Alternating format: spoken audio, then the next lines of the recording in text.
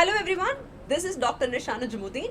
So today in this podcast, I have with me a very renowned faculty for history, Mr. Ranganathan Kundla. So in this particular podcast, we'll be discussing on various issues and topics pertaining to UPSC CSE examination. I welcome you, sir. Thank you, ma'am. So, you guys, in this podcast, obviously, I would like to welcome Dr. Nisha as well. See, Dr. Nisha is a very prominent economy faculty. She's had good amount of experience teaching online and offline. She's quite popular. You can also follow her Instagram channel at nishonomics, nishonomics. Now, in today's session, I really wanted to give a little heads up about what needs to be done in this preparation. There's a lot of doubts and a lot of questions. Students often do come to me asking about offline, online, what sort of resources they need to use and how they need to sort their preparation, etc. So, yeah, ma'am. So, what do you think, ma'am? Should students even get into the discussions about offline versus online? So this is a very prominent question, indeed a controversial question. A lot of people keep on debating among themselves. See, over the years of experience that I had as a student and as a teacher, I've been teaching for the past 10 plus years now, a decade again. So now I teach online as well as offline. So I started my career offline, then I had to move to online due to COVID and every other perspective. And today as a teacher, I enjoy teaching both online as well as offline. So as a UPSC CSE aspirant or any aspirant preparing for any competitive examination, the mode of understanding or the mode in which they choose, it is purely personal. Online has its own benefits and offline has its own benefits. We can never say that if you go for offline only you will have a realistic kind of understanding interactions. Today in the world of AI, in the world of so many advancements in technology, graphics, animations, live classes, interactions, so on we have. So it all depends upon the engaging level that a teacher give with a student. So online versus offline is actually a myth that offline is good, online is good. It all depends upon the person's choice or interest, I would say. Precisely, ma'am. So in the last 12 years of teaching, obviously a good amount of time I've spent with offline. Then naturally come COVID and pretty much everybody had to move online. Now, actually, after in the post-COVID period, we are actually at a phase of what we call the hybrid model. Now, make the best use of both online and offline. There are certain resources which are available online. Then, look, at the end of the day, this is still a handwritten exam. You still need that handheld approach or writing approach in offline. But just that does not mean only offline or only online will sort everything single-handedly. This preparation now it's a very dynamic by nature. So it is very dynamic, very altered. So you need to take the best use of both. True, sir. I do agree to what you said as well. And moving on to the next part of it, I've heard a lot of students saying that we prefer offline, and some say no, I cannot travel from my home state to another state or Delhi for classes. But now, today, I don't think any institute or academy follows exclusive online or offline. It is hybrid model. Whatever is streamed or whatever is done on offline, it has been streamed online simultaneously. Yes. And these days, even the online classes, it's been more creative. Yes. So what I suggest or support these days is a kind of hybrid model which everybody is following. It all depends upon how beautifully the students are able to harness what they really want. So a hybrid model actually works. But let me tell you, online has its own benefit. Offline, I cannot say there is some benefit as such. It is even more of one-to-one interaction. You can see somebody live. But in online, without seeing somebody in person, if you're able to give a feeling of that interaction, ideally the purpose is served of getting information or knowledge. To be honest, as long as something is helping in your preparation, in your exam, and when I say preparation for UPSC CSE exam and helping you clear the exam, as long as it is doing that, stick to it. It doesn't matter what is the mode, what is the pattern, what is the mode, how you are writing the answer. Nothing really matters. Everything matters is what is bringing you in the comfort zone in this preparation. Yes, online is now the mode, guys. To be honest, a good dominant amount students are spending online as well, offline as well. So offline helps you in the content, online helps you in the delivery of the content and kind of makes it much more interesting for the aspirants. This preparation sometimes can be monotonous. it's a 10-month process, 1 year exam process. So during this process, you may feel monotonous. So having a combination of all the two will always serve its purpose best in your interest of the exam. Exactly, sir. Well, very well said. I truly appreciate you for that comments as well, because this is a never-ending debate again, Yes, where ma'am. we cannot Yes, ma'am. say which is the best. See, everything, as I said, hybrid is something which I would say that a candidate should prefer. Let's say even if you attend the offline class, you cannot attend the offline class every day, the same Yes. lecture. So now when that is recorded, you're getting that You in will benefit. online. Yes, yes, you So will get a then benefit of it. the hybrid model works for your revision purposes, for you to upgrade yourself, for better memory retention and all. So harness, or let's say utilize whatever you get to the fullest. Yes. And as far as UPSC is concerned, it is not a preparation, it is a journey. And this journey has become more difficult. Out of 10 lakh applicants, you know, we figure out and we sort out a lot of people. Only 100 become Yes, ma'am. IAS. Yes, definitely. From 10 lakh, let's say another 3,000 clear prelims. From 3,000, another 1,000 clear mains. From another 1,000, we choose only another 100 for, To be honest, for yes, IAS. ma'am, the percentage is at best 5%. Obviously. Okay. Now, second biggest topic which or doubt which actually we do get as a faculty, I keep getting calls and I keep getting students asking me is resources. What to study, how to study, that kind of questions I do get. What's your take on that one? See, what to study is something that is already known to the people. You have your syllabus, you have to decode your syllabus properly. With the help of the PYQ, the previous year questions, you will be able to understand, okay, these are the areas from the respective subjects like economy, polity, history that you have to give more emphasis.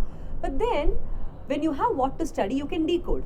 But in UPSC, why you study this particular subject, this particular topic? Because it's not about just clearing the prelims or mains or interview. It's about how efficiently or how effectively you can contribute to the country India as a bureaucrat. And now, for that, why you study question is very important. That will also help a candidate in answering the mains examination in a better way. And for interview also, when they answer the question. And now, how you study. It's not like 8 hours a day continuously with limited food. A student will keep on and on and on studying. It's about smart work that they need.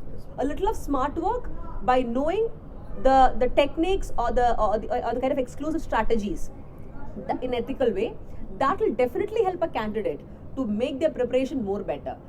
That time, the choosage of resources come. As you said, sir, it's not about choosing all the resources, going and reading every textbook available in the market. Be choosy and picky.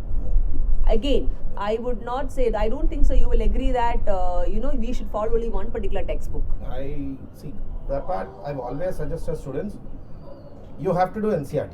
See, NCRT is not negotiable. You have to do it once. It's not that the questions of the exam are going to come from NCRT, but it will help you in your preparation. Number two, if you are of the idea, or if somebody has suggested you the idea that this is the so-and-so book list, and if by reading the so-and-so book list you're going to clear the exam, that's not going to happen. That used to happen in the pre-2004 prelims era, but this is 2024, 20 years has gone. Prescribed books are only to start the game. And to add a point to that, when an aspirant is preparing, it is not like NCRT is compulsory, no doubt. If you can't buy the NCRT books, go to ePathshala website, download and study. Finished.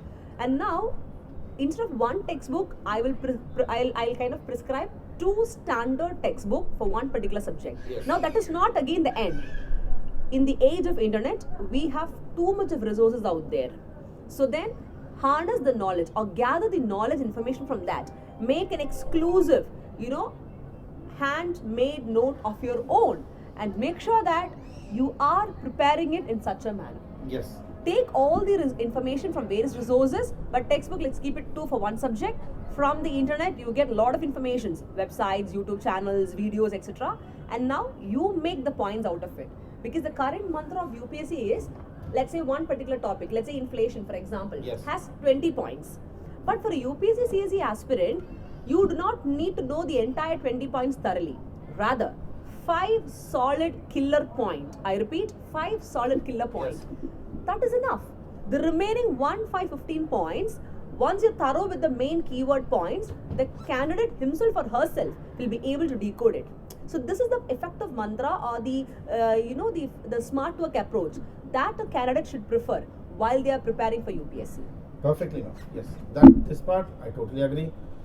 Yes, smart work is more important. This is no longer about hard work, guys. And there's just one thing I wanted to add there is, see, there's been a continuous suggestion. Students have been told, come out of your comfort zone in the preparation. Come out of your comfort zone in the preparation.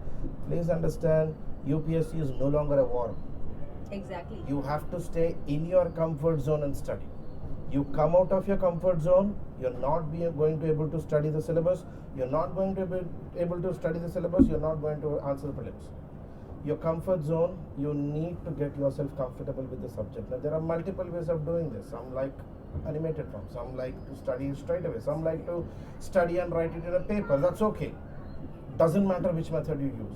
Get yourself into the comfort zone with the subject. Okay? Exactly. That is very true. People say, I am going to deactivate my WhatsApp, my Instagram, my Facebook. But let me ask you one question, the aspirants or students. You are doing something, WhatsApp, Instagram, Facebook, or let's say any form of social media.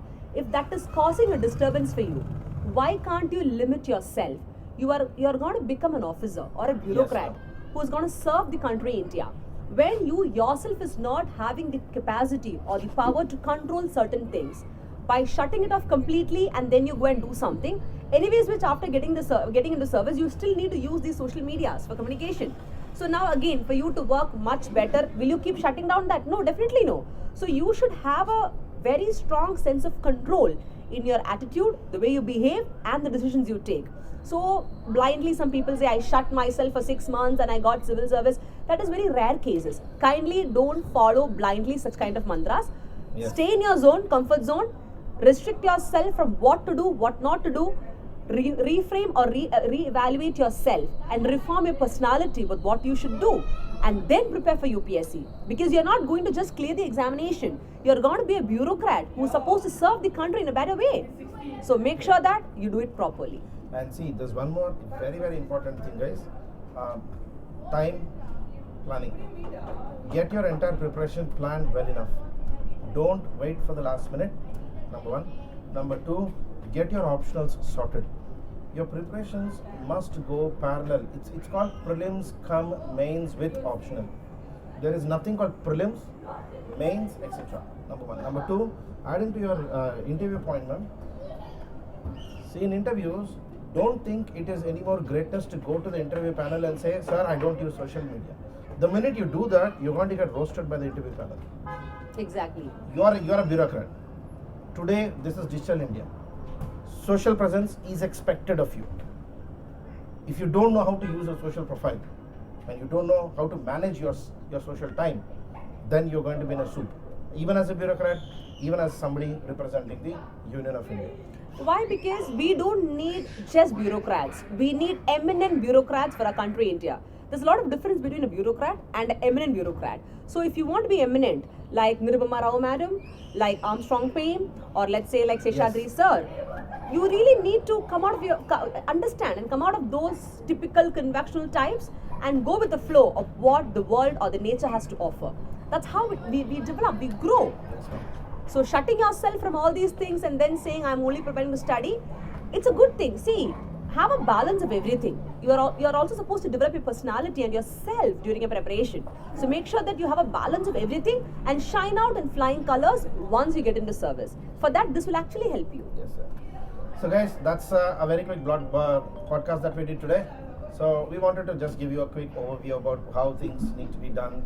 Every week we'll be coming, every now and then we'll be coming, talking to you, giving you regular catch-ups about what needs to be done further in your preparation. Keep following us, and you can follow on Instagram at nishonomics, NISHONOMICS. You can also follow me on Instagram at Real Motivation Monk. That's REAL Motivation Monk. Just no space at the rate Real Motivation Monk. On YouTube, you can definitely follow us on Civils Plus IAS Academy. Okay? Exactly. Civils Plus IAS will offer you exclusive free content for UPSC and other competitive examinations. So make sure that you get access to all those valuable contents for free, and for that you have to subscribe and follow us. So like this, a very realistic discussions will happen, not a pre-scripted one, but rather something that comes from the heart. So stay tuned guys for more such videos. Thank you and Jai. Thank you guys. I'll see you next time. Bye-bye.